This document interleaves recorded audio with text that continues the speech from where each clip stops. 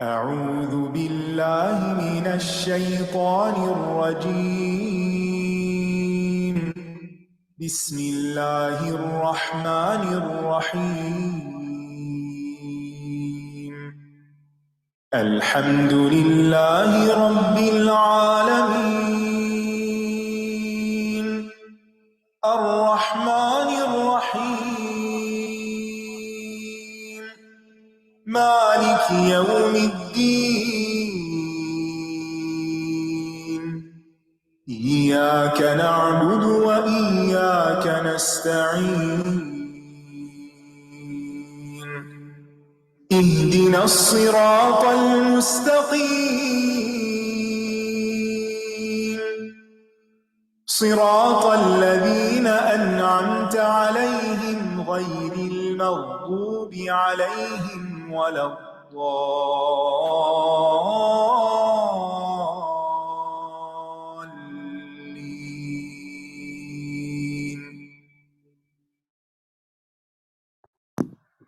السلام علیکم ورحمۃ اللہ وبرکاتہ۔ کیا حال ہے سب کا؟ الحمدللہ۔ ویکینڈ اچھا گزرا؟ الحمدللہ۔ نحمدہ ونصلی علی رسولہ الکریم، اما بعد، فاعوذ باللہ من الشیطان الرجیم، بسم اللہ الرحمن الرحیم۔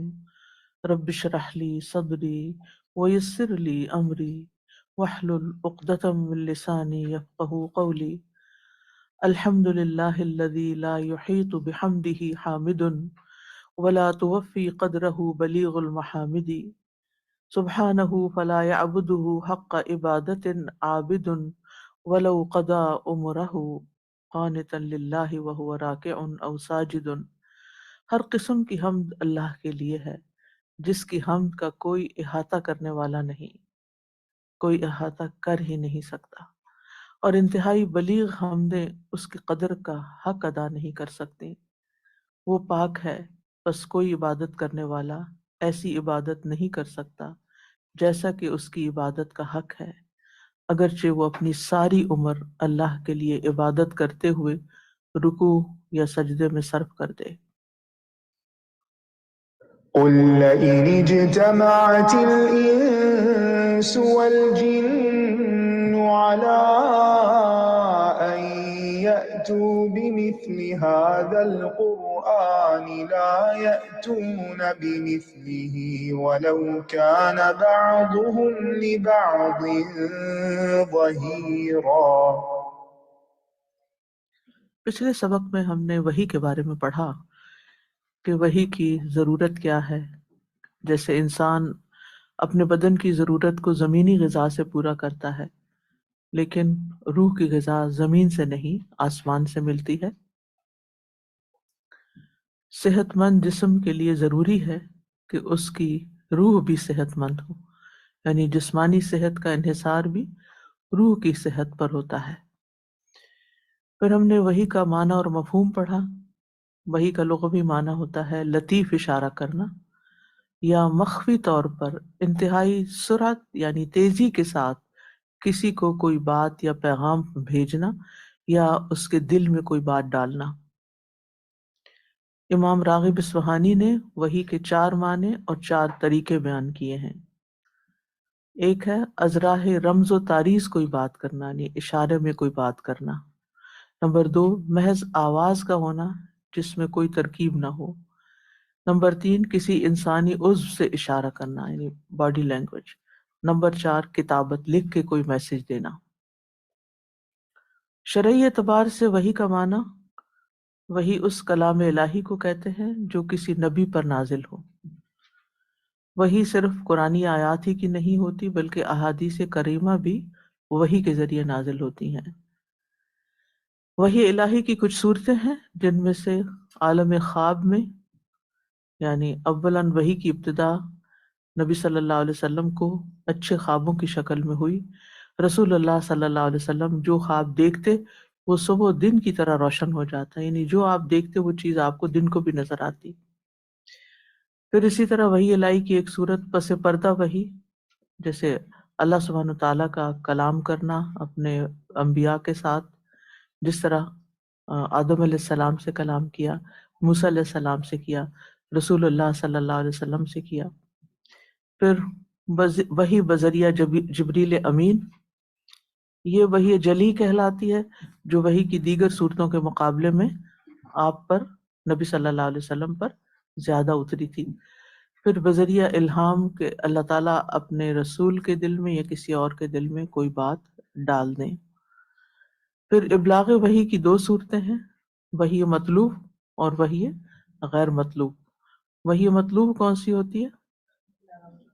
جس کی تلاوت کی جاتی ہے، جو بغیر کسی تبدیلی کے، زبر زیر کی تبدیلی کے جبریل علیہ السلام تک پہنچائے گی اور پھر انہوں نے آگے ہم تک پہنچائی اور اس وحی کو تلاوت کیا جاتا ہے.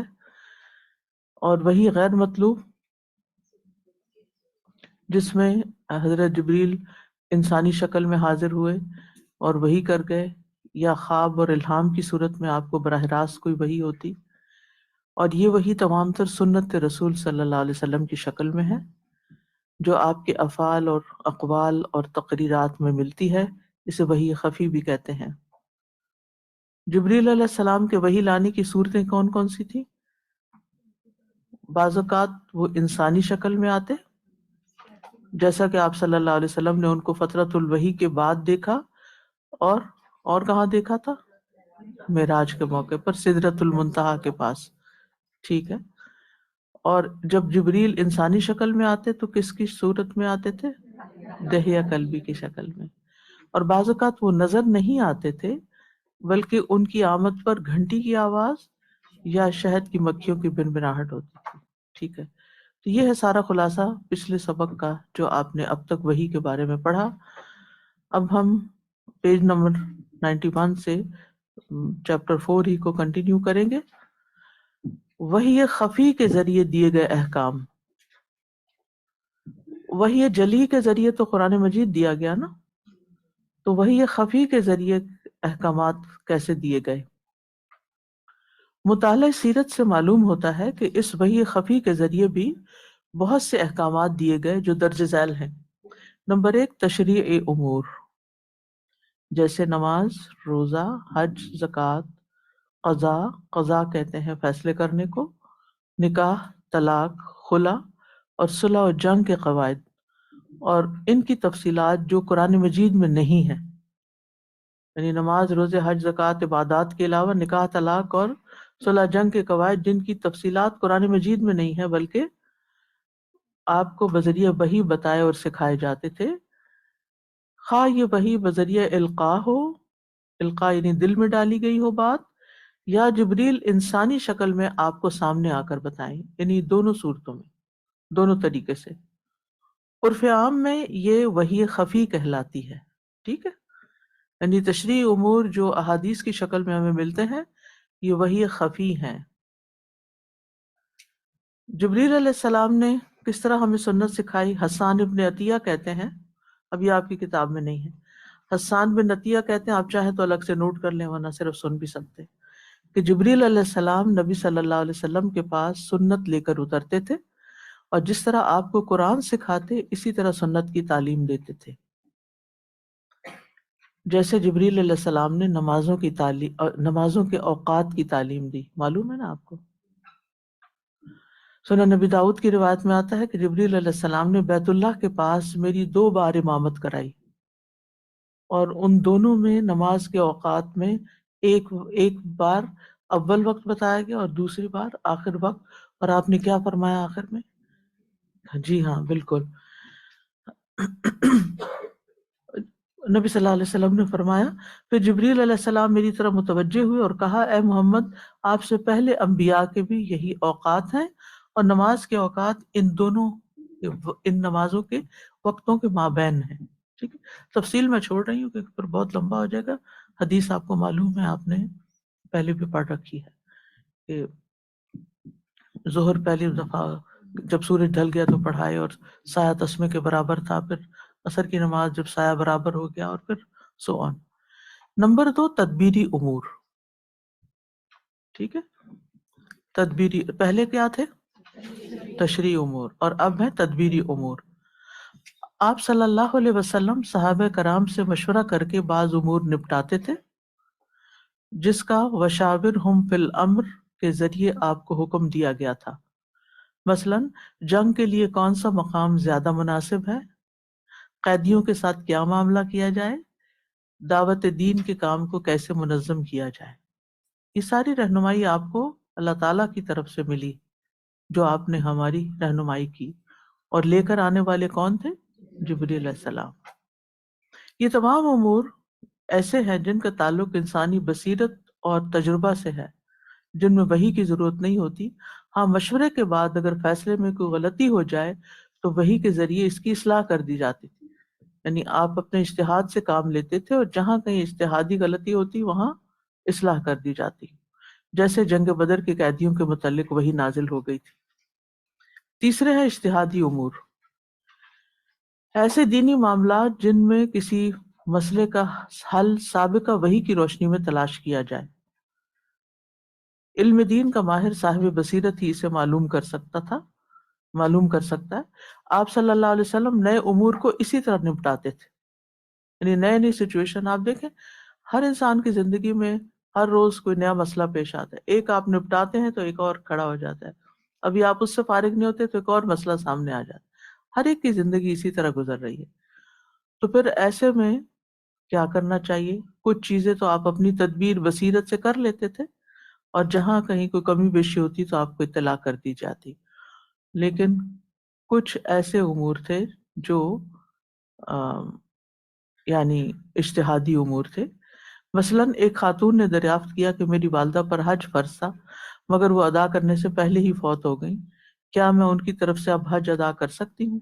آپ نے فرمایا بھلا بتاؤ، اگر تمہاری والدہ کے ذمہ قرض ہوتا تو تم اسے ادا کرتی؟ کہنے لگی جی ہاں ضرور کرتی. آپ نے فرمایا تو پھر اللہ تعالیٰ زیادہ حقدار ہے کہ اس کا حق ادا ہو. اب آپ نے یہ بات کس کی روشنی میں کہی؟ سابقہ علم کی بنیاد پہ کہی. آپ کے ایسے اجتہادات کی فہرست بہت طویل ہے، مگر جب بھی کوئی ایسی لغزش ہوئی تو بذریعہ وحی جلی یا خفی، یعنی یا تو قرآن کی آیت کے ذریعے کوئی بات پتہ چل گئی یا پھر آپ کو حدیث یعنی سکھائی گئی یا الہام کیا گیا، آپ کی اصلاح کر دی گئی. صرف ایک تشریع امر یعنی آذان کی مثال ایسی ملتی ہے جس میں آپ نے تشریع امر ہونے کے باوجود مشورہ کیا، لیکن بالآخر یہ مسئلہ بھی وحی کے ذریعے ہی انجام پایا. نمبر 4 ہے طبعی امور. اس میں انسان کی روز برہ کی بول چال، خوراک، لباس اور دوسرے لوگوں سے معاملات آتے ہیں، یعنی روزمرہ کی جو ضروریات پیش آتی ہیں. ان امور کا تعلق تمام لوگوں سے یکساں ہے. وحی نے یہاں بھی رہنمائی فرمائی. انسان کھانے پینے میں آزاد ہے لیکن وہ صرف حلال اور پاکیزہ چیزیں کھا سکتا. وہی الہی سے پتہ چلا نا ہمیں. آیت یاد ہے کسی کو؟ کلو واشربوا ولا تسرفوا بھی ہے، اور کلو من طیبات ما رزقناکم. جی ہاں. پھر اسے یہ بھی ہدایت کہ کھانے سے پہلے بسم اللہ پڑھے، دائیں ہاتھ سے کھائے، اپنے آگے سے کھائے، برتن صاف کرے اور بعد میں دعا پڑھے. وہ اپنے لباس کے انتخاب میں آزاد ہے لیکن سطر ڈھانکنا اور عورت کے لیے حجاب کرنا ضروری ہے. عورت مردوں جیسا لباس نہ پہنے اور مرد عورتوں جیسا لباس نہ پہنے. وہ اپنے اہل خانہ سے گفتگو کرنے میں آزاد ہے لیکن اپنے والدین اور اہل خانہ سے حسن سلوک اور حسن معاشرت کا پابند ہے. وہ اپنے کاروبار کو اختیار کرنے میں آزاد ہے لیکن سود یا حرام طریقے سے مال نہیں کما سکتا، ناپ تول میں کمی نہیں کر سکتا، دوسرے سے دھوکے اور فریب کے ساتھ مال حاصل نہیں کیا جا سکتا. آج کل مارکیٹنگ کے نام پر بعض اوقات ایسے ٹیکٹکس اپنائے جاتے ہیں کہ جس میں وہ کچھ سیل نہیں کیا جا رہا ہوتا جس کے بدلے میں مال لیا جا رہا ہوتا ہے. تو ایسی قسم کے کاروبار بھی حرام کے درجے میں آتے ہیں. ان تصریحات سے واضح ہو جاتا ہے کہ شریعت کے تمام امور کا انحصار وحی پر ہے. انسانی بصیرت پر اکتفا نہیں کیا گیا وہ اجمال قرآن کی وضاحت کرے، کیونکہ ان معاملات کا تعلق وحی خفی سے ہے جو اس کے بغیر انجام پا ہی نہیں سکتے. کیا مطلب ہے اس کا؟ یعنی دینی معاملات میں انسانی بصیرت پر، انسانی عقل پر انحصار نہیں کیا گیا، ٹھیک ہے، کہ وہ اپنی عقل سے قرآن کے من مانے مطلب نکالے، بلکہ اس کے برعکس کیا ہے، اس کا تعلق وحی خفی سے ہے، یعنی نبی صلی اللہ علیہ وسلم ہی کو یہ ذمہ داری دی گئی تھی کہ وہ کیا کرے، وَأَنزَلْنَا إِلَيْكَ الذِّكْرَ لِتُبَيِّنَ لِلنَّاسِ مَا نُزِّلَ إِلَيْهِمْ، ہم نے آپ کی طرف ذکر نازل کیا ہے تاکہ آپ لوگوں کو کھول کے بتائیں، اجمال کی تفصیل بتائیں، اجمال کہتے ہیں نا بریف، یعنی مجمل حکم، مختصر بات، اور پھر تفصیل اس کی ڈیٹیلز آگے ہوتی ہیں۔ تو اجمالی حکم قرآن میں موجود ہے، اور نبی صلی اللہ علیہ وسلم کو کیا کہا گیا، وَأَنزَلْنَا إِلَيْكَ الذِّكْرَ لِتُبَيِّنَ لِلنَّاسِ مَا نُزِّلَ إِلَيْهِمْ، کہ آپ لوگوں کو کھول کے بتائیں۔ تبیین کیا ہوتا ہے؟ کھول کے بتانا، آپ کھول کے بتائیں، ڈیٹیلز بتائیں، کرنا کیسے۔ مثلاً قرآن مجید میں آتے ہیں احکامات کہ کیا کیا کرنا ہے، اور حدیث کیا بتاتی ہے، ہاں بالکل کیسے کرنا ہے۔ یہ کیسے کا جواب جو ہے یہ وحی خفی دیتی ہے، اور اس میں جبریل امین آ کے سکھاتے بھی ہیں، خود پریکٹیکل ڈیمو بھی کر کے دکھاتے ہیں، اور بعض اوقات صرف الہام کر دیتے ہیں۔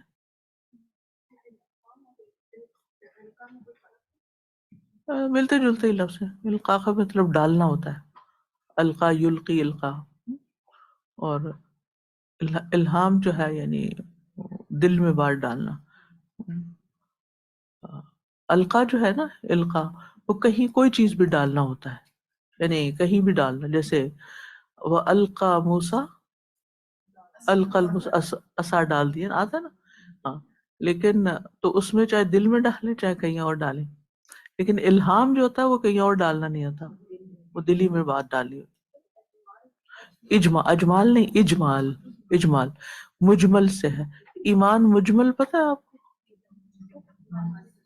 اور ایمان مفصل، ٹھیک ہے، مجمل میں چند باتیں کی گئی اور مفصل میں تھوڑی مزید ڈیٹیل ہے، ٹھیک۔ مجمل بریف کو کہتے ہیں اور تفصیل ڈیٹیل کو کہتے ہیں۔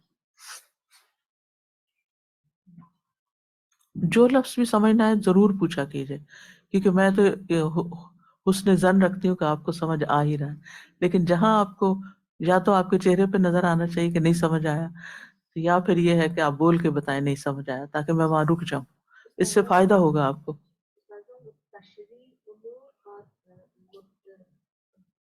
اور کون سے تشریح امور کا مطلب ہوتا ہے جو شریعت سے متعلق ہے، جیسے نماز روزہ وغیرہ جو ہے نا، یعنی شریعت، شرعی امور مراد ہے، شرعی۔ تدبیر ہوتا ہے، تدبیر کس کو کہتے ہیں، پلاننگ کرنے کو۔ اجتہاد جو ہے، اجتہاد ایک ٹرم بھی ہے، اجتہاد کا لفظ جہد سے نکلا ہے، یعنی علم کی، اپنے علم کی روشنی میں جو محنت کر کے، ریفرنسز تلاش کر کے، دلائل ڈھونڈ کے پھر نئے مسائل کا حل نکالنا، یعنی جن پر پہلے سے واضح رہنمائی نہیں ہوتی۔ کس کا؟ تصریحات، صراحت کہتے ہیں کھول کے کسی چیز کو بیان کرنا، صراحت سے، وضاحت سے۔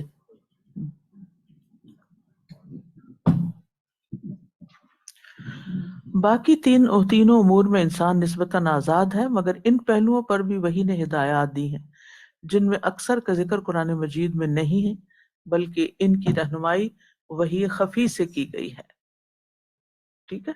یہ وحی ہے، یہ میں کہاں پر تھی پتہ نہیں، میں آگے کیوں چلی، طبعی امور پہ تھی نا، اچھا ہو گیا، ٹھیک ہے، نزول وحی کی ابتدا، ٹھیک ہے ٹھیک ہے۔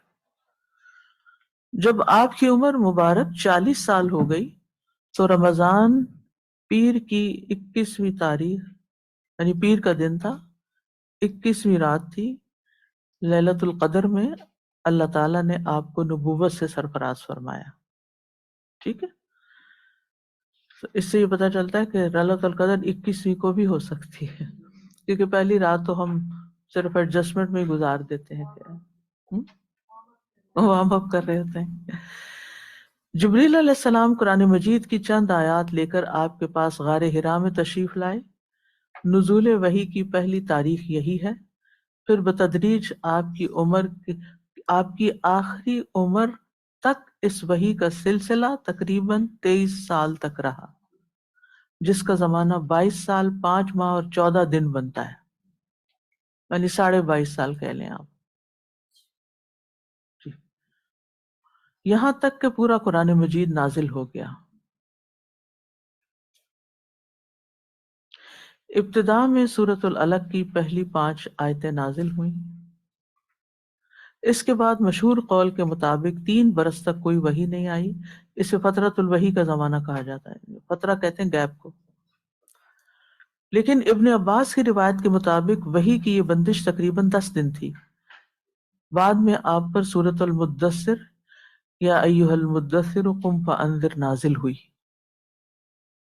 تو ایک مشہور قول کیا ہے، 3 سال کا وقفہ تھا، اور دوسرا قول کیا ہے، 10 دن کا۔ پہلی وحی کون سی تھی؟ یس،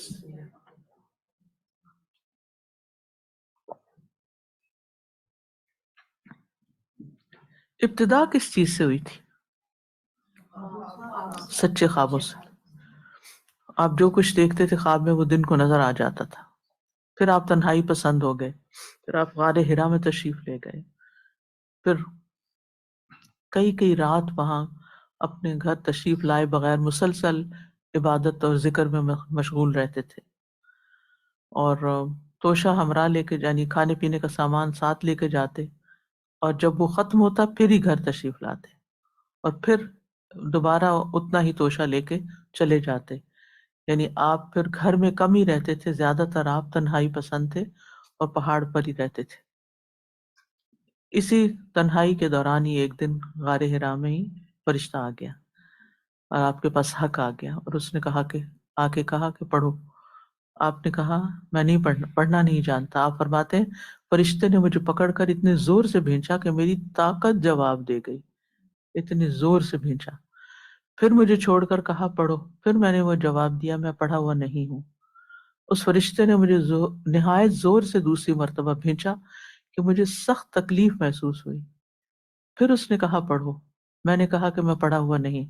فرشتے نے تیسری بار پکڑا اور تیسری مرتبہ مجھے پھر بھینچا، پھر مجھے چھوڑ دیا اور کہنے لگا اقرأ بسم ربک الذی خلق، آخر تک، ربک الاکرم تک۔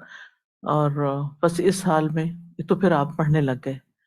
بس اس حال میں غار حرا سے واپس ہوئے کہ آپ کا دل کانپ رہا تھا۔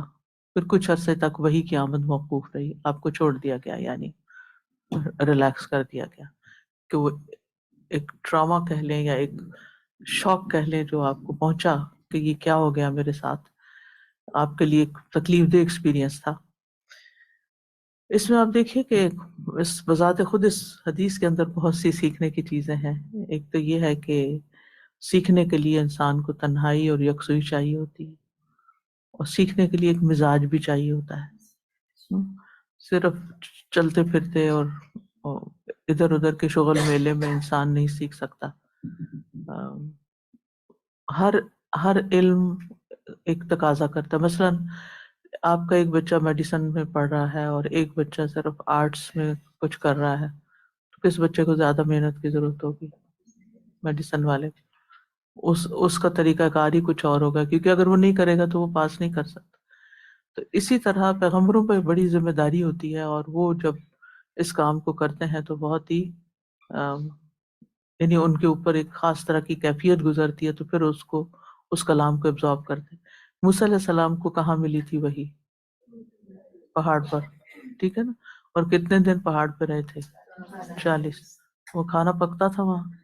نہیں، ان کوکڈ فوڈ ہوتا تھا، جو بھی درختوں کے پھل، وہیں کے کچے پکے پھل وغیرہ جو بھی ہوتا تھا اسی پہ ہی گزارا کرتے تھے۔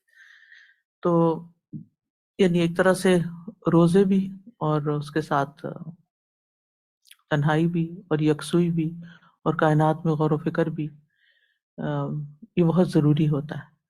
اور اسی لیے آپ دیکھیں کہ جو لوگ اب بھی جو انٹلیکچوئلس اکیڈیمیا کے لوگ ہائی لیول پہ کام کرتے ہیں وہ میک شور کرتے ہیں کہ ان کو اپنے سیکھنے کے لیے ایسے اوقات ملیں، ایسی جگہ ملیں کہ جہاں وہ یکسوئی کے ساتھ کام کر سکے. بعض اوقات وہ شہروں سے باہر نکل جاتے ہیں، بعض اوقات وہ ایسی لائبریریوں میں ایسی جگہوں پر بیٹھتے ہیں، بعض اوقات وہ رومز ایسے ہوتے ہیں کہ جن کی کوئی ونڈو بھی نہیں ہوتی جہاں جا کر وہ بیٹھ کے کام کرتے ہیں تاکہ کوئی کسی قسم کی ڈسٹریکشن نہ ہو.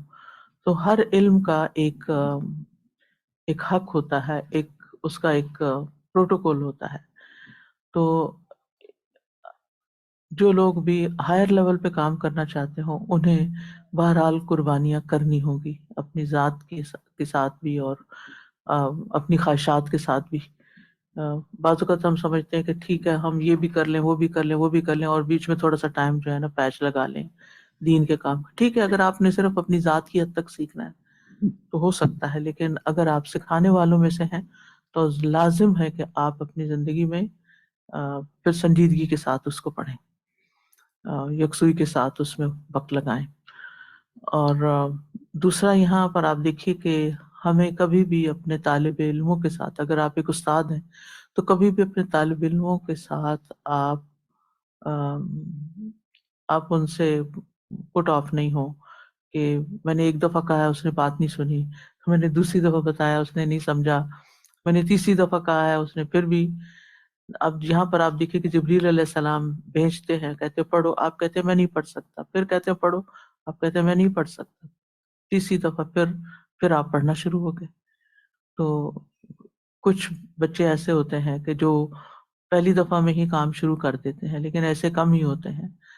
تو ہمیں ان سے مایوس نہیں ہونا چاہیے، اور جس کے اندر خاص طور پر پوٹینشل ہو اس کے ساتھ سختی بھی کی جا سکتی ہے، کیونکہ بعض لوگوں کو اپنے آپ کا نہیں پتا ہوتا کہ وہ ان کو اللہ نے کتنے خزانے دے رکھے ہیں اور وہ کیا کچھ کر سکتے ہیں. تو ان کو ایسی ڈسٹریکشن اور ایسی چیزوں سے بچا کے ان کے ساتھ ایسا معاملہ کیا جا سکتا ہے کہ وہ واقعی کام کر جائیں. جس میں آپ دیکھتے ہیں کہ نافع جو ہیں عبداللہ بن عمر کے آزاد کردہ غلام، ان کو انہوں نے بیڑیاں پہنا دی تھی کہ جب تک تم یہ قرآن حفظ نہیں کر لو گے، یا کچھ علم کا حصہ تھا کہ نہیں پڑھو گے تو میں تمہیں کہیں نہیں جانے دوں گا. بیڑیاں ڈالنے کا مطلب یہ نہیں کہ ان کو سزا دی اور کو بہت سخت قسم کا معاملہ کیا، لیکن ان کو جو اس بات کا سمبل تھا کہ تم اس وقت تک قید ہو جب تک کہ تم یہ کام نہ کر لو، کیونکہ وہ ان کے اندر پوٹینشیل دیکھتے تھے. اور ہم دیکھتے ہیں کہ عبداللہ بن عمر رضی اللہ عنہ ان صحابہ میں سے ہیں جنہوں نے بہت زیادہ حدیثیں روایت کی ہیں، یعنی 2000 سے اوپر ہیں ان کی روایات کی تعداد. اور ان کی روایات کا بڑا حصہ نافع نے آگے روایت کیا ہے. اگر وہ یہ نہ کرتے تو وہ علم ضائع ہو جاتا یا وہ اس طرح نہ پہنچ سکتا. پھر اسی طرح آپ دیکھیں کہ امام بخاری جو ہے وہ 16 سال تک اپنے گھر نہیں گئے جب تک صحیح بخاری لکھ نہیں لی.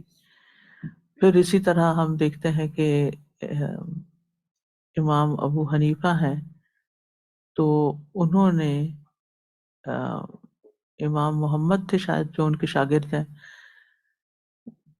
اور مجھے اب شاید میں نے کچھ مس کوٹ کر جاؤں، لیکن بہرحال ایک امام تھے تو انہوں نے دیکھا کہ جو یہ امام محمد ہیں یہ کوئی شاید مزدوری کا کام کرتے تھے یا کچھ، تو انہوں نے دیکھا کہ بچہ بہت ذہین ہے تو ان کی والدہ کو کہا کہ جو یہ کماتا وہ میں تو آپ کو دیتا ہوں اور اس بچے کو آپ میرے حوالے کر دیں اور میں اس کو پڑھاؤں گا. تو بعض اوقات ایسے بچے بھی ہوتے ہیں جو انتہائی انٹیلیجنٹ ہوتے ہیں، انتہائی ذہین ہوتے ہیں، پڑھنے والے ہوتے ہیں، لیکن ان کے پاس وسائل نہیں ہوتے. یہ ایک نہیں، یہ ایسے علم کی دنیا میں ایسے بے شمار واقعات ہیں، تو چند ایک میں آپ کے سامنے رکھ رہی ہوں. بے شمار واقعات ہیں کہ جس میں ہم دیکھتے ہیں کہ علم کے لیے علماء نے کس طرح یکسوئی اختیار کی. خطیب بغدادی نے کتاب بھی لکھی کہ جس میں وہ ان علماء کا ذکر کرتے ہیں جنہوں نے علم کی خاطر شادی نہیں کی، صرف اس لیے کہ پھر ان کی توجہ جو ہے وہ بڑھ جائے گی، اور جو کام وہ کرنا چاہتے ہیں وہ نہیں کر پائیں گے، جن میں سے امام بخاری بھی ہیں، امام ابن تیمیہ بھی ہیں، اور اسی طرح کچھ اور لوگ بھی، شاید خطیب بغدادی خود بھی ہیں، آئی ڈونٹ نو، مجھے یاد نہیں اب۔ جب میں اس طرح کی دنیا میں تھی تو ایسے بہت سی چیزیں پڑھاتی رہتی تھی، اب ذرا توجہ بدل گئی۔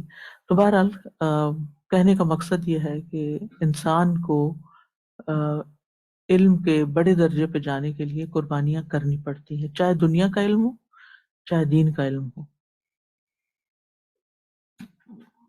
پھر اس کے بعد نبی صلی اللہ علیہ وسلم پر دوسری وحی آتی ہے، اور دوسری وحی کس طرح آتی ہے کہ آپ فرماتے ہیں کہ میں ایک روز چلا جا رہا تھا کہ اچانک میں نے آسمان کی طرف سے ایک آواز سنی، نظر اٹھا کے دیکھا تو وہی فرشتہ جو میرے پاس غار حرا میں آیا تھا وہ آسمان اور زمین کے درمیان ایک کرسی پہ بیٹھا ہوا ہے۔ میں ڈر گیا، گھر واپس لوٹ آیا اور میں نے کہا مجھے کمبل اڑا دو، تو اللہ تعالیٰ نے یہ آیات نازل فرمائی، یا ایھا المدثر قم فانذر الی قولہ والرجز فاہجر تک۔ اس کے بعد وہی گرم ہو گئی اور تیزی کے ساتھ پے در پہ آنے لگی۔ پھر ہے کہ قرآن مجید کا نزول تقریباً 23 سال میں ہوا، اس طرح کہ کبھی ایک چھوٹی آیت یا کبھی آیت کا ایک جز نازل ہوتا، یعنی آیت کا بھی حصہ، اور کبھی کئی آیتیں اکٹھی ایک وقت ہی میں نازل ہوتی۔ سب سے مختصر حصہ جو نازل ہوا قرآن مجید کا وہ ہے غیر اولی الضرر، یہ ایک طویل آیت کا جزء ہے۔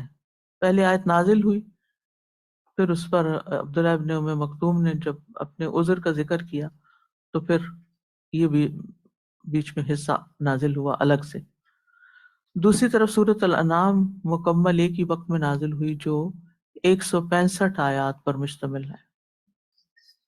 165 جی آپ ذرا دیکھیں، ہمارے پاس پرنٹ میں مسنگ ہے لیکن 165 آپ چیک کر لیجیے کیونکہ 65 ہو نہیں سکتے، آپ قرآن چیک کر لیجیے، 1 کر لیجیے نا۔ اچھا، پر پھر تو آپ کو پتہ ہی ہوگا کہ جی 165 جی طویل صورتوں میں سے، سبع طوال جن کو کہتے ہیں ان میں سے ہے۔ امام بخاری نے ام المومنین عائشہ رضی اللہ عنہا سے روایت کیا ہے کہ سب سے پہلے وہ مفصل صورتیں نازل ہوئیں جن میں جنت جہنم کا ذکر ہے، یہاں تک کہ جب لوگوں کے دلوں میں اسلام نے گھر کر لیا تو حلال و حرام کے مسائل اور احکام نازل ہوئے، ورنہ اگر پہلے ہی یہ حکم نازل کر دیا جاتا کہ شراب نہ پیو تو لوگ کہتے ہم کبھی شراب نہ چھوڑیں گے، اور اگر حکم ہوتا زنا نہ کرو تو کہتے ہم سے زنا نہیں چھوٹ سکتا۔ یعنی یہ انسانی فطرت ہے کہ جس چیز سے اس کو روکا جائے وہ ضرور کرنا ہوتا ہے، اس نے ایک قدرتی سی بات ہے، ایک انسان کے اندر یہ کمزوری ہے۔ پھر حسب ضرورت آیات کا نزول ہوا۔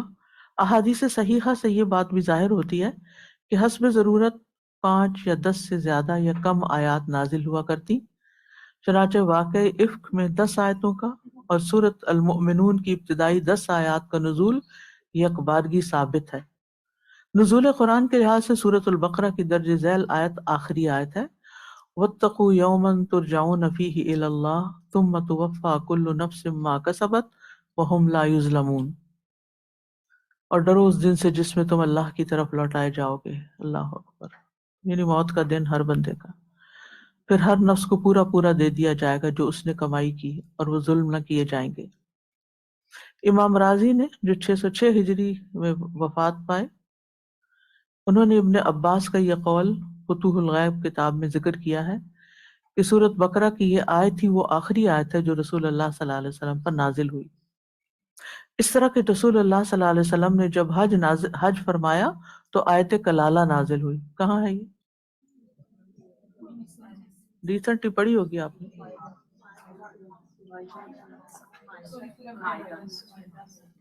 نساء کے آخر میں نہیں ہے؟ اوکے جی اوکے۔ آپ نے وقوف عرفات کیا تو آیات نازل ہوئی، کون سی؟ الیوم اکملت لکم دینکم واتممت علیکم نعمتی، اور اس کے بعد یہ آیت واتقوا یوما ترجعون فیہ۔ تو جبریل علیہ السلام نے کہا کہ آپ اس کو سورۃ البقرہ کی 281 آیت کے سرے میں رکھیں۔ اس کے بعد آپ 81 دن زندہ رہے. بعض 21 دن بتاتے ہیں، ایک قول 7 دن کا بھی ہے. کچھ نے کہا ہے کہ آپ کی وفات سے صرف 3 گھنٹے قبل یہ آیت نازل ہوئی تھی. بہرحال اسی آیت کے نزول کے آخری ہونے کی تائید بے شمار تفاسیر میں ملتی ہے. کون سی؟ واتقوا واتقوا یومن، کیونکہ یہ جو آیات ہے الیوم اکملت لکم، یہ تو حج پہ نازل ہے. ذوالحجہ میں آپ واپس آئے، پھر محرم آیا، پھر سفر آیا، بیمار ہوئے، پھر ربیع الاول میں آپ فوت ہوئے. ٹھیک ہے، تو آخری آیت واتقوا یومن ہی ہے. اور ویسے بھی آپ دیکھیں کہ آپ کی روانگی کے ساتھ کتنی مناسبت بھی رکھتی ہے نا، واتقوا یوما ترجعون فیہ الی اللہ، کیونکہ آپ اللہ کی طرف واپس جا رہے تھے. اور ہر شخص کو جو بھی وہ کوشش کرے گا اس کا پورا بدلہ دے دیا جائے. کہ اس میں ڈر بھی ہے اور اس میں خوشخبری بھی ہے. ڈر کس اعتبار سے ہے؟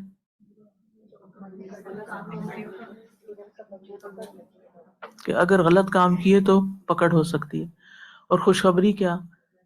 کہ اچھے کام کرتے ہیں اور بعض اوقات ہمیں کوئی اکنالج ہی نہیں کرتا، ہم کیے چلے جاتے ہیں اور کوئی دیکھتا بھی نہیں. تو پرواہ بھی نہیں ہونی چاہیے کہ کوئی دیکھے، لیکن انسان ہے نا، کبھی دل میں آ ہی جاتا ہے کہ میں نے اتنی محنت کی، اتنا کام کیا اور مجھے کسی نے پوچھا تک نہیں. لیکن اللہ کے ہاں وہ غائب نہیں، وہ آپ کے اعمال نامے میں لکھا ہوا ہے اور پورے کا پورا آپ کو اس کا اجر ملے گا. وَهُمْ لَا يُظْلَمُونَ، نہ تو گناہوں کی سزا زیادہ ملے گی، نہ ہی نیکیوں کی جزا کم کی جائے گی. ظلم یہی ہوتا ہے نا، کسی کو اس کا حق نہ دینا. اب ہے نزول وحی کے وقت آپ کی کیفیت. نزول وحی کے وقت آپ مکمل ہوش و حواس اور روحانی طور پر نہایت چاق و چوبند اور چوکس ہوا کرتے، یعنی پورے فلی الرٹ ہوتے تھے. حاضرین سوائے چند ظاہری آثار کے اسے محسوس نہ کر پاتے، مثلاً آپ کے جسم مبارک کا بھاری ہو جانا، پسینہ بہنا، خاص سردی ہو. جب وحی آتی تو آپ نہ کسی عصبی تکلیف میں مبتلا ہوتے، نہ کسی بیماری کا دورہ پڑتا، کیونکہ مستشرقین نے یہ الزام رکھا ہے نبی صلی اللہ علیہ وسلم پر کہ آپ پر کوئی دورہ پڑ جاتا تھا. تو دورہ نہیں پڑتا تھا، یہ غلط فہمی ہے. اس وحی میں کلام نفسی کا شبہ تک نہ ہوتا. کلام نفسی یعنی اپنی سیلف میڈ ٹاک، اور نہ دوسرے احتمالات کا اس میں دخل ہے کہ کوئی شیطان القاء کرتا یا کوئی اور. فرشتہ جب وحی نازل کر کے چلا جاتا تو آپ تھوڑی دیر بعد اپنی طبعی حالت میں لوٹ آتے، آپ دوبارہ بالکل ٹھیک ہو جاتے. قرآن مجید میں بھی ان احتمالات کا دفاع کیا گیا ہے. وَمَا هُوَ بِقَوْلِ شَاعِرٍ قَلِيلًا مَا تُؤْمِنُونَ وَلَا بِقَوْلِ كَاهِنٍ قَلِيلًا مَا تَذَكَّرُونَ. یہ کسی شاعر کا کلام نہیں، تم بہت کم ہی ایمان لاتے ہو، اور نہ ہی کسی کاہن کا، تم بہت ہی کم نصیحت پکڑتے ہو. تو نزول وحی کے وقت گھنٹی کی آواز سنائی دیتی تھی. صحیح مسلم کی روایت ہے حضرت عائشہ سے کہ حارث بن ہشام نے نبی صلی اللہ علیہ وسلم سے پوچھا کہ آپ پر وحی کیسے آتی ہے؟ تو آپ نے فرمایا، مجھ پر وحی کبھی تو گھنٹی کی جھنکار کی طرح آتی ہے، اور وہ کیفیت مجھ پر بہت سخت ہوتی ہے. پھر وہ کیفیت موقوف ہو جاتا. موقوف کا کیا مطلب ہے؟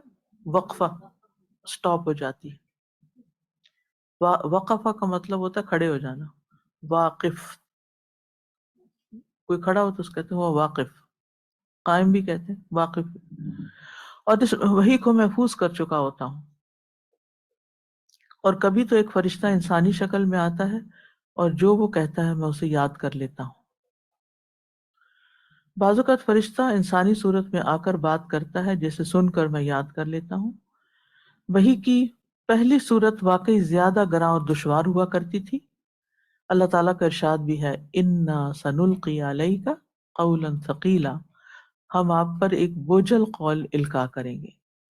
اسی کیفیت کو دیکھ کر حضرت عائشہ فرماتی ہیں، وَلَقَدْ رَأَيْتُهُ يَنزِلُ عَلَيْهِ الْوَحْيُ فِي الْيَوْمِ الشَّدِيدِ الْبَرْدِ فَيَفْصِمُ عَنْهُ وَإِنَّ جَبِينَهُ لَيَتَفَصَّدُ عَرَقًا.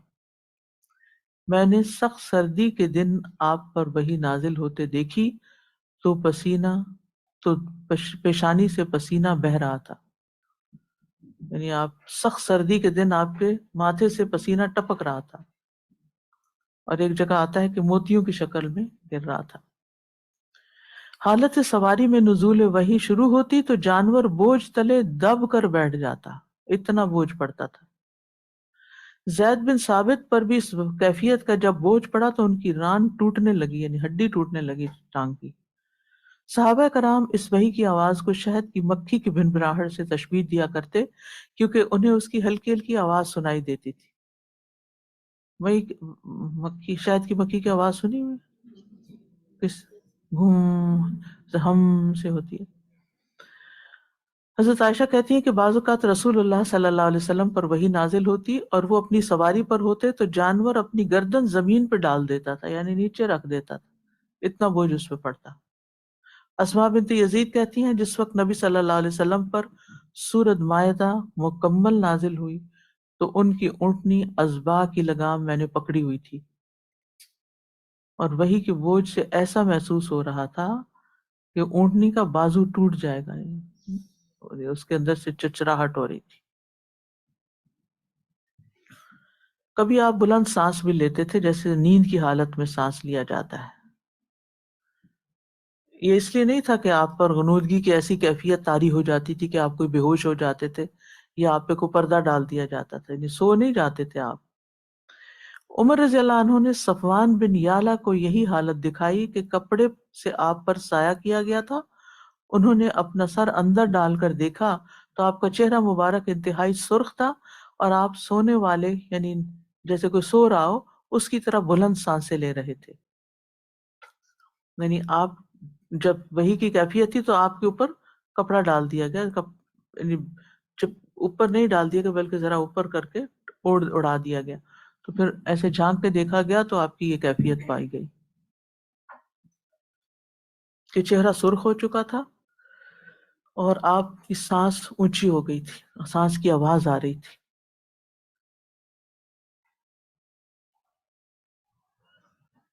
جیسے سانس چڑھا ہوتا ہے نا، اس طرح پینٹنگ۔ پھر وحی کی ایک آسان صورت بھی تھی۔ وحی کی دوسری صورت پہلی سے زیادہ ہلکی اور آسان تھی، اس میں نہ آوازوں کا تسلسل ہوتا، نہ پیشانی سے پسینہ بہتا، جبریل انسانی شکل میں آتے اور وحی کر جاتے، اس میں کوئی تکلیف والی پہلو نہیں تھا، جیسے حدیث جبریل میں آئے تھے نا، جبریل علیہ السلام۔ وحی کے ان دونوں صورتوں میں آپ کے ہوش و حواس بالکل بجا ہوتے تھے۔ اس حالت وحی میں آپ کے فہم و ادراک میں کوئی فرق نہ آتا، خواہ وہ وحی کیسی ہی ہوتی۔ وحی اترتے وقت آپ کا انداز بہت باادب ہوتا تھا، یہ آپ کی کتاب میں نہیں ہے، ایڈ کر لیجئے، یعنی آپ کا انداز بہت باادب ہوتا تھا۔ عبادہ بن صامت رضی اللہ عنہ کہتے ہیں، صحیح مسلم کی روایت ہے کہ نبی صلی اللہ علیہ وسلم پر جب وحی نازل ہوتی تھی تو آپ اپنا سر مبارک جھکا لیتے تھے، اور جب وحی ختم ہو جاتی تو سر مبارک اٹھا لیتے۔ اس سے کیا پتہ چلتا؟ احترام۔ تو قرآن مجید پڑھتے ہوئے، سنتے ہوئے ہمارے اندر ایک احترام ہونی، یعنی سر ڈالنے کا کیا مطلب ہوتا ہے؟ عاجزی کے علاوہ کہ میں اس کو مانتا ہوں، توجہ، اور یہ کہ میں اس کو مانتا ہوں، قبول کرتا ہوں، سمعنا و اطعنا۔ عبداللہ بن مسعود کہتے ہیں کہ حدیبیہ سے واپسی کے موقع پر آپ ایک طرف کو ہو گئے اور اپنا سر مبارک اپنے کپڑے سے ڈھانپ لیا، اور آپ پر سختی کی کیفیت طاری ہو گئی۔ ہم پہچان گئے کہ آپ پر وحی نازل ہو رہی ہے۔ تھوڑی دیر بعد آپ ہمارے پاس آئے تو ہمیں بتایا کہ آپ پر سورۃ فتح نازل ہوئی ہے۔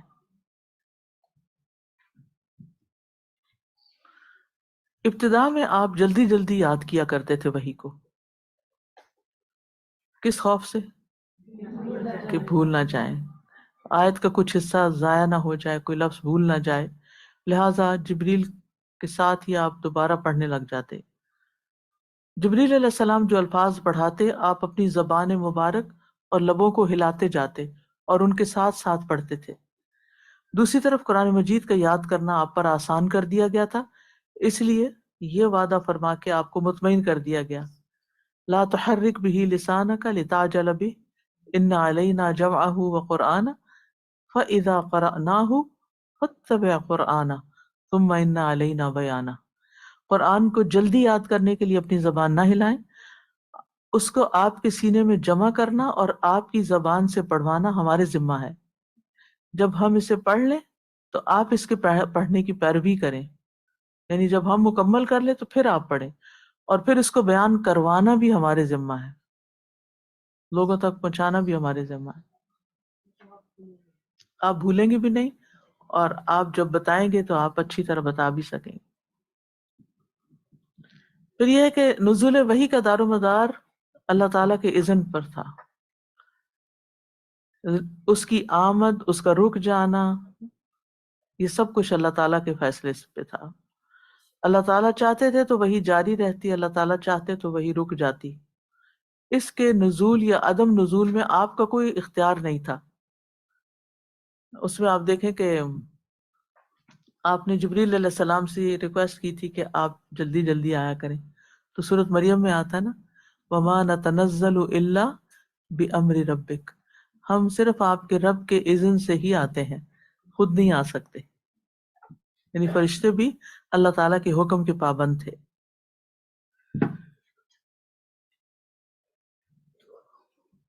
اللہ تعالیٰ چاہتے تو وہی جاری رہتی، اور اگر وہ چاہتے تو وہی رک جاتی۔ قرآن کے نزول یا عدم نزول میں آپ کے اختیار کو کوئی دخل نہ تھا۔ واقع افک میں 1 ماہ وحی کا سلسلہ منقطع رہا، آپ اور صحابہ کرام کو سخت پریشانی رہی، اور آپ سوائے اس کے اور کچھ نہیں کہہ رہے تھے، انی لا اعلم عنہا الا خیرا، کہ میں عائشہ کے اندر رضی اللہ عنہا خیر کے سوا کچھ نہیں دیکھتا۔ یعنی یہ ان کی گواہی تھی حضرت عائشہ کے حق میں، لیکن معاملہ اتنا ایسا پروپیگنڈا کر دیا گیا تھا کہ لوگوں کے ذہن میں بدگمانی آ گئی تھی۔ اللہ تعالیٰ نے خوب آزمایا۔ پھر بعض اوقات ہم یہ پریشان ہوتے ہیں نا کہ ہم پر ایسی باتیں کی جا رہی ہیں، وہ وقت کب آئے گا کہ ہم اس مشکل سے نکلیں گے؟ تو بعض مشکلات اللہ تعالیٰ کے اذن سے ہی لمبی ہوتی ہیں، تاکہ انسان کیا کرے، صبر تو ہے ہی، سیکھے اس مشکل۔ دیکھیے مشکلات کیوں آتی ہیں، ہمیں نا آج تک مشکل کا فلسفہ سمجھ نہیں آیا کہ مشکلات کیوں آتی ہیں۔ کچھ لوگ تو سمجھتے ہیں کہ سزا ہے، کچھ لوگ سمجھتے ہیں کہ اجر کمانے کے لیے۔ ٹھیک ہے، ہو سکتا ہے ہمارے گناہوں کی سزا ہو سکتا ہے نہ بھی ہو، اور صبر تو کرنا ہی ہے، اور شکر بھی کر سکتے ہیں، لیکن اصل بات یہ ہے کہ یہ ہمیں کچھ سکھانے آتی ہیں۔ جب بھی تکلیف کوئی آئے، کوئی مشکل آئے، تو اپنے اندر اپنے آپ سے سوال کیجیے کہ یہ مجھ پر کیوں آئی ہے، یہ اس سے مجھے کیا سیکھنا ہے، اس سے مجھے کیا کرنا ہے۔ اس نکل تو جائے گی، ختم تو ہو جائے گی ایک دن، کوئی بھی ہمیشہ نہیں رہی مشکل، لیکن اس مشکل کے نکلنے کے بعد پھر مجھے اس خاص مشکل سے جو سیکھا ہے اس پر کیسے عمل کرنا ہے، یا اس کے مطابق اپنی زندگی کا رخ کیسے بدلنا ہے، زندگی میں اور کیا کرنا ہے۔ ہم سب کا حال ہی ہوتا ہے نا، ہم سب کمفرٹ زون میں جانے لگتے ہیں، ذرا کوئی پرابلم نہیں ہوتی یا کچھ تو ہم پھر ایک دم بس وہی کرنے لگتے ہیں جو ہمارا دل چاہ رہا ہوتا ہے نا، ہم مستیاں آنے لگتی ہے ہمارے اندر، لیکن اللہ تعالیٰ پھر ہمیں جگہ اٹھاتے ہیں، اٹھو، پھر کسی پرابلم میں ڈالتے ہیں، کرو اسے سالو، ہمارا ذہن کھلتا ہے، ہمارے ہمیں جی ہمارے پوٹینشیل باہر آتے ہیں۔ بالکل، آپ دیکھیے کہ مالٹے سے رس کب نکلتا ہے، جب اس کو سکویز کرتے ہیں، ٹھیک ہے، پریس کرتے ہیں۔ تو جب حضرت نبی صلی اللہ علیہ وسلم نے وحی کے الفاظ کب بولے، جب آپ کو سکویز کیا گیا، آپ کو پریس کیا گیا۔ تو یہ پریسنگ زندگی میں ضروری ہوتی ہے، یہ پریشرز ضروری ہوتے ہیں، اس کے بغیر ہم اپنے آپ کو نقصان دینے والے ہوتے ہیں۔ اور کچھ لوگ بس ہینڈز اپ کر دیتے ہیں، ہم پریشر نہیں لے سکتے۔ بہت سے لوگ قرآن کا یہ کورس کیوں نہیں جوائن کرتے، ہم پریشر نہیں لے سکتے، نہیں لیتے تو پھر کیا ہوتا ہے، کیا وہ یہ خزانے پا سکتے ہیں؟ ہر روز ایک نئی رہنمائی ہے، ہر روز ایک نیا اینگل سامنے آتا ہے، ہر روز دل و دماغ میں ایک اور وسعت پیدا ہوتی ہے. آپ قرآن پڑھتے جاتے ہیں اور آپ کے سامنے افق روشن ہوتے چلے جاتے ہیں. کیا پڑھے بغیر یہ سب کچھ ہو سکتا ہے؟ نہیں. تو یہ کبھی بھی نہیں کہنا چاہیے کہ نہیں بس اتنا کافی ہے، میں اور پریشر نہیں لے سکتا. نہیں، آپ کے اندر صلاحیت ہے، آپ کر سکتے ہیں. صرف یہ کہ آپ کی سستی اور آپ کی بس خواہشات، ہاں، سہل پسندی، ہاں، کمفرٹ زون میں جا کے رہنا، بس سو جائیں کمبل اوڑھ کے.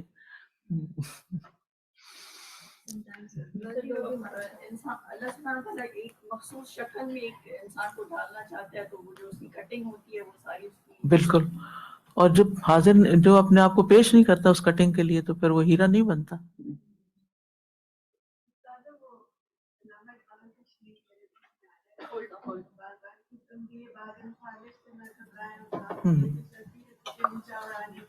بالکل. مخالفتیں انسان کو اونچا اڑاتی ہیں. مخالفت کی ہوا جب چلتی ہے تو پھر انسان اوپر جاتا ہے، لیکن ہم سمجھتے ہیں کہ شاید ہمیں ذلیل کر دیا گیا ہے یا ہمارے لیے وہ سیلف پٹی کا شکار ہے. جی ہاں، ایک مائک آپ لیجیے. ایک چیز مجھے سمجھ آتی ہے کہ اللہ سبحانہ تعالیٰ نے جیسے انسان کو کی تخلیق اپنے آپ رب پہچاننے کے لیے کی ہے، تو یہ بھی ہے کہ توحید کا سبق دینے کے لیے بھی انسان کے اوپر آتی ہے کہ انسان بار مڑے دنیا کو چھوڑ کر اللہ کی طرف. بالکل، یہ ایک بہت بڑا مقصد ہے کہ انسان لوگوں سے ہٹ کے، آبجیکٹ سے، مال سے، باقی سہاروں سے ہٹ کے اللہ کی طرف رجوع کرے. اور آپ دیکھیے کہ مشرکین بھی جب کشتی ڈوبنے لگتی تھی تو سب کو چھوڑ کے صرف اللہ کو پکارتے تھے. تو اللہ تعالیٰ ان مشکلات کے ذریعے ہمیں اپنا بنانا چاہتا ہے. اور اس ویکینڈ پہ بھی جو ہم پڑھے تھے تدبر کی کلاس میں کہ ایک طرف اسباب اور وسائل ہوتے ہیں اور ایک طرف اللہ سے مدد مانگنا ہوتا ہے. عام طور پر جب ہم کوئی پروجیکٹ لیتے ہیں یا کوئی کام کرتے ہیں تو وسائل پہ بھروسہ زیادہ کرتے ہیں اور اللہ کی مدد کی طرف توجہ کم جاتی ہے، دعائیں کم کرتے ہیں.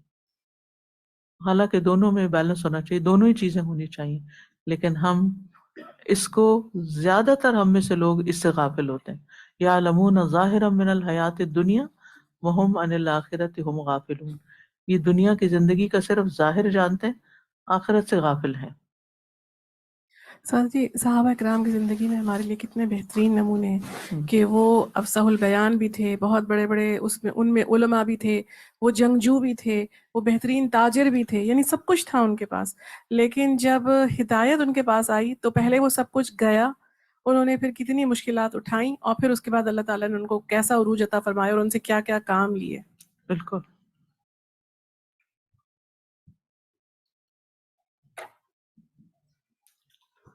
مائک دیجیے.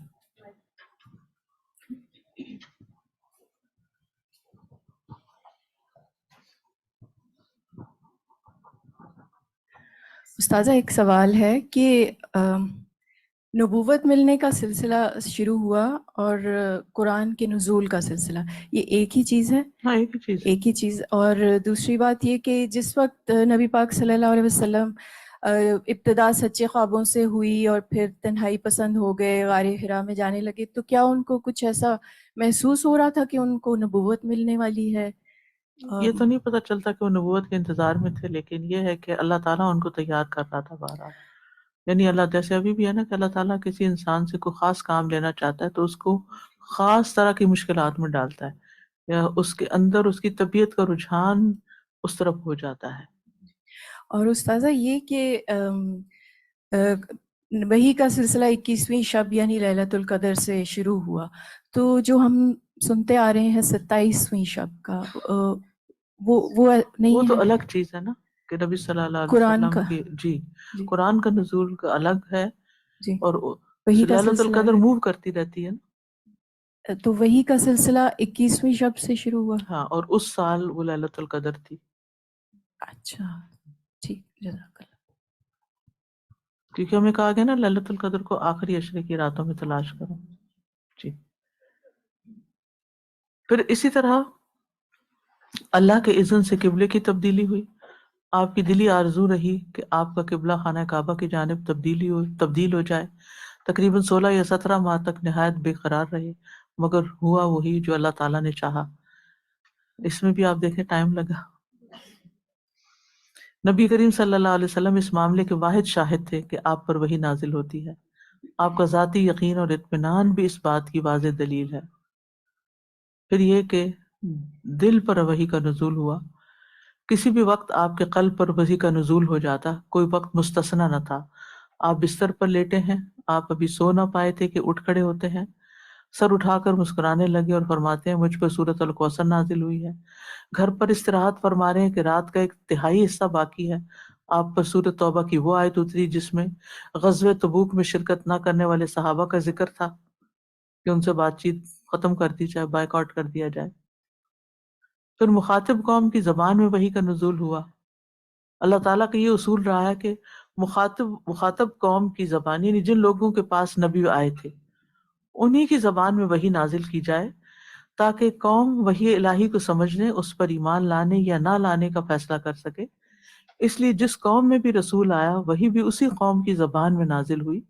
یہی وجہ ہے کہ وہی کبھی عبرانی میں آئی، کبھی سریانی میں آئی، کبھی عربی میں اور کبھی دوسری قوم کی زبان میں.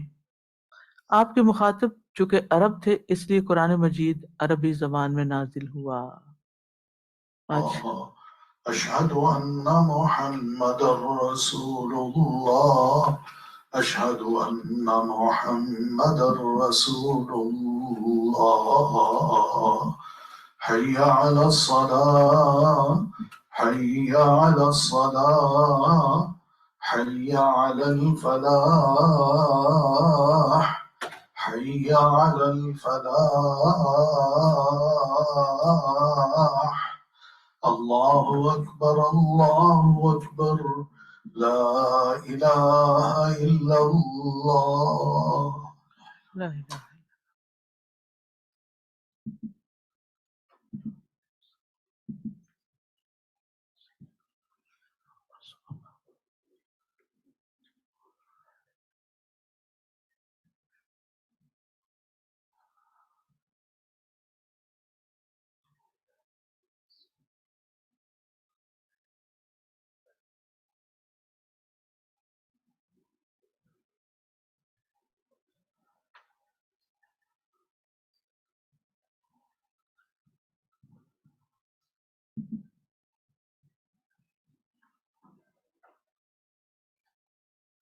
سبحانک اللہم و بحمدک اشہد ان لا الہ الا انت استغفرک و اتوب الیک. انشاءاللہ ہم وحی کی حقیقت سے شروع کریں گے نیکسٹ کل. يا أيها الناس قد جاءكم برهان من ربكم وأنزلنا إليكم نورا مبينا. فأما الذين آمنوا بالله واعتصموا به فسيدخلهم في رحمة منه وفضل ويهديهم إليه صراطا مستقيما.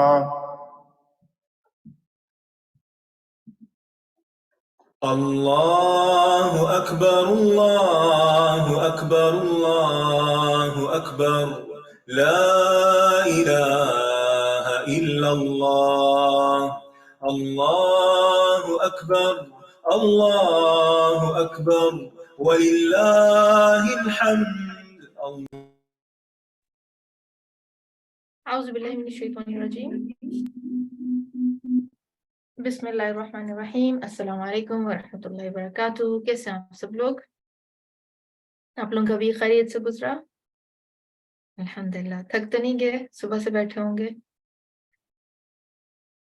الحمدللہ. چلیں کوئک سا ٹو ٹیک ہوم لیسن نکالتے ہیں اور آج کے لیسن کو دیکھتے ہیں کہ ہماری ڈیل لرننگ کیا تھی.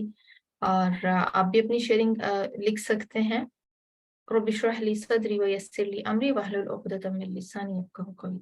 लास्ट वीक मैंने आपसे जैसे वही के हवाले से जो मुख्तलिफ एग्जाम हमने की, तो आपको एक मैंने मैप बनाने का तरीका बताया था। आप में से किसी ने ट्राई किया उसको, कोशिश की, बुक दोबारा खोली? अच्छा, नहीं किया। हुमैरा यास्मीन ने किया, ठीक है। अच्छा, कितने लोग दोबारा जाके बुक ओपन करते हैं या जस्ट उसको कोशिश करते हैं कि जो आज पढ़ा है उसको दोबारा से एक दफा पढ़ लिया जाए?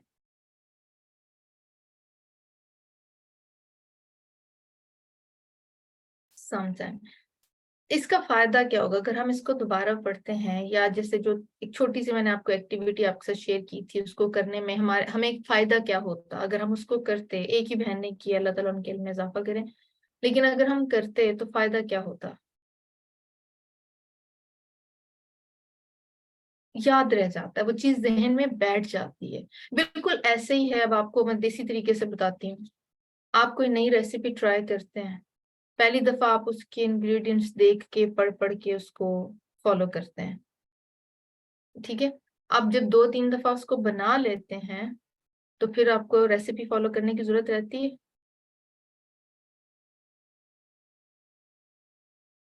आसान हो जाती है ना, इंग्रेडिएंट्स भी याद हो जाते हैं। तो इल्म और किताबों के साथ भी ऐसा ही मामला है, जितना आप उनको पढ़ेंगे उतनी बातें जहन में रह जाएंगी, जहन नशीन हो जाएंगी, और फिर आपको बार बार कोई भी चीज, पर मुझे तो बहुत बॉदर करती है, कोई टर्मिनोलॉजी है, कोई चीज है जो मुझे हेडिंग याद आ जाए और उसके अंदर मुझे याद ना आ रहा हो कि उसके अंदर क्या है, तो मुझे ये चीज बहुत बॉदर करती है ना। मुझे उसको फिर ढूंढना होता है। आई डोंट नो आप लोगों के साथ ऐसे होता है या नहीं होता। तो मुझे जो इस तरह की चीज तंग करे, यानी जो मुझे याद नहीं हो रही, तो मैं फिर उसका प्रिंट आउट लेके अपने सामने दीवार पे लगा लेती हूँ अपनी स्टडी टेबल के, ताकि वक्तन फक्तन उस पर नजर पड़े और मुझे याद रहे। तो बुक का भी, उलूमुल कुरान का भी यही है कि आप जितना इसको पढ़ेंगे, जितना इस बुक को रिवाइज करेंगे, जैसे उस्ताद ने लेक्चर शेयर किया, अगर आप आज के आज इसको बेड टाइम रीडिंग में बना ले। कुछ लोगों को आदत होती है कि वो पढ़े बगैर सो नहीं सकते, तो इसको बेड टाइम रीडिंग में इन्वॉल्व कर लें और उसको रूटीन बना लें। एक तो क्या होगा, नींद अच्छी आएगी क्योंकि काफी शकील किताब है, तो पढ़ते साथ ही आंखें बोझल होना शुरू हो जाती हैं। दूसरा, अगर आप 1-2 पेजेस पढ़ने में कामयाब हो गए तो आपका इल्म जो है, कल लेक्चर से कबल वो सारी बातें आपके जहन में फ्रेश होंगी, ठीक है। No, it's a fact. मैंने और भी किसी कोर्स में ये टिप दी थी कि इसको बेड टाइम रीडिंग में इस बुक को शामिल कर लें, ताकि आप सोने से 5-7 मिनट तक इस बुक के 1-2 पेजेस ही हम पढ़ते हैं उस्तादा के साथ। जब आप दोबारा से चले जाएंगे तो आपके लिए बहुत आसानी हो जाएगी। चलें आज आ जाएं, आज हमने क्या सीखा। तो कहाँ से हमने स्टार्ट किया था, किसी को याद है?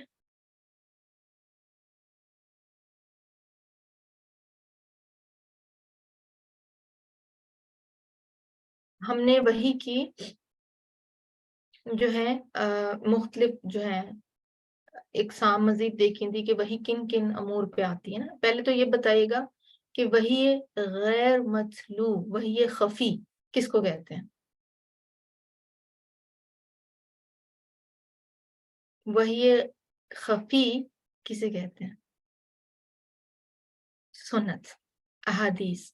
और उसमें फिर हमने पढ़ा कि तशरीई उमूर, तदबीरी उमूर, फिर इज्तिहादी उमूर, तबई उमूर, ये सारे जो नबी करीम सल्लल्लाहु अलैहि वसल्लम ने हमारे जिन जिन कामों में रहनुमाई की है, वो भी कहाँ से आए हैं? वही के जरिए हम तक पहुंचे हैं। अच्छा, अब जब हमने ये पढ़ लिया कि तशरीई उमूर तो चले कुरान पाक में उसके अहकामात हैं और हदीस से हमें उनकी वजाहत मिल जाती है, ऐसे ही है ना। अच्छा, अब जो तबई उमूर हैं, जैसे बहुत सारे मामलात में हम हदीस और कुरान और सुन्नत को फॉलो करते हैं। मिसाल के तौर पे दाएं हाथ से खाना खाना, या जो है कमर सीधी रख के बैठना और फिर खाना, बैठने का एक स्टाइल है। तो क्या अब ये आज का टॉपिक पढ़ने के बाद ज्यादा कन्विक्शन नहीं हो गई कि ये भी वही के मामलात में? बाद हम उन चीजों को इग्नोर कर देते हैं कि सुन्नत है, होता है ना ऐसे। तो आज एक तरह से यकीन बढ़ा ना कि वो भी क्या है, वही की इकसाम से हैं, वो भी अल्लाह ताला की तरफ से अहकामात आए हैं, तबई अमूर में हैं, और जैसे हमारे रोज़मर्रा के मामलात हैं, तदबीरी अमूर हैं, तो उसमें भी अगर हमें सुन्नत से कोई चीज़ मिल रही है तो उसको लेना ज़्यादा बेहतर है हमारे लिए। फतरतुल वही क्या है, कि ये टर्म किसके लिए इस्तेमाल हुई है, फतरतुल वही?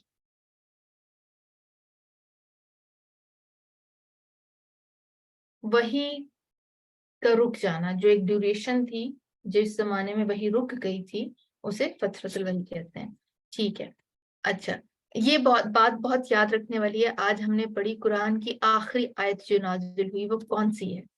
ये जस्ट एक आपके लिए एक वो है बारकल्लाह, उन्होंने आयत ही वो पूरी कर दी है, सूरह अल-बकरा 281, सूरह अल-बकरा 281। यूजुअली हमें कॉन्सेप्ट क्या होता है, वो वाली जो है अल-यौम अकमलतु लकुम दीनुकुम, हज्जतुल विदा के मौका पर मोस्टली लोगों को ये याद होती है, लेकिन आज के बाद मेरे ख्याल में आप याद रखेंगे सूरह अल-बकरा 281। ये जस्ट एक थोड़ी सी ब्रेन ड्रिल है ताकि हमें ये चीजें जो है वो याद भी रह जाए।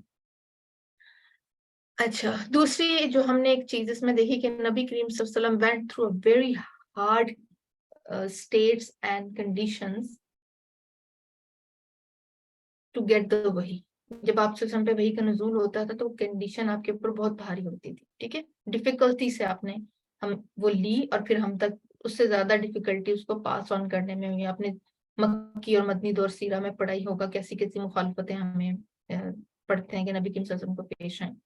Considering those hard times and hardship, क्या हमें इल्म के हुसूल में कुछ मेहनत करनी चाहिए?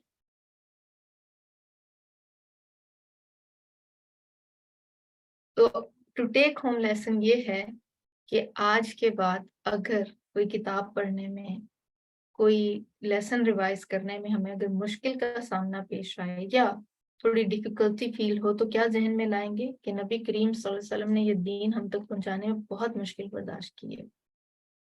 ऐसे नहीं हम तक पहुंच गया ना, बहुत ज्यादा हार्डशिप से गुजरे हैं,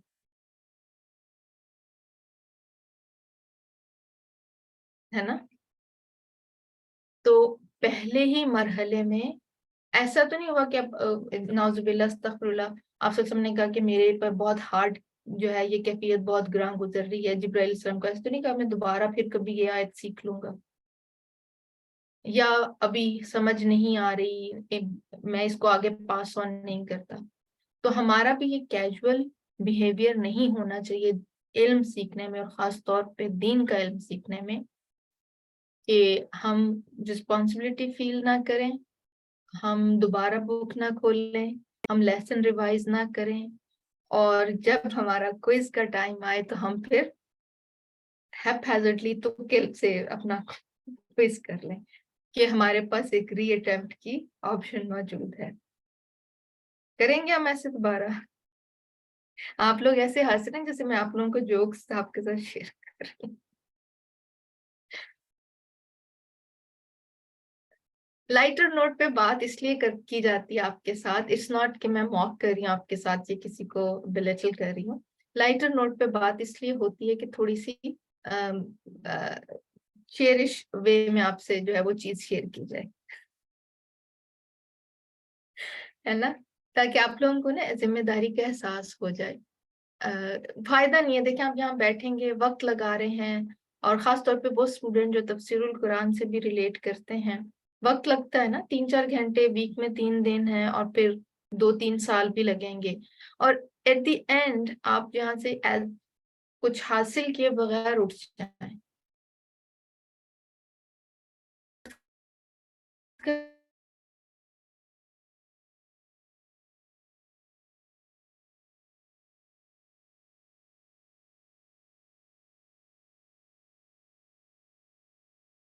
है सहाबा का तर्ज अमल देखें, उन्होंने लेने में कितनी जल्दी की। तो हमें भी क्या करना चाहिए, जो मिल रहा है उसको खुले दिल, खुले हाथ और झोली फैला के ले लेना चाहिए। ठीक है, आज मेरा हुस्न ज़न है कि आप लोग आज का लेक्चर दोबारा एक दफा जरूर रीड करेंगे। बुक लेक्चर आप बेशक दोबारा ना सुने, बुक रीड जरूर करें, ठीक है, ठीक है।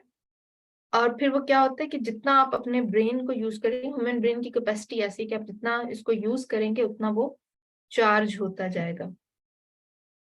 یہ موبائل بیٹری کی طرح نہیں ہے کہ جتنا یوز کریں گے کم ہوتی جائے گی،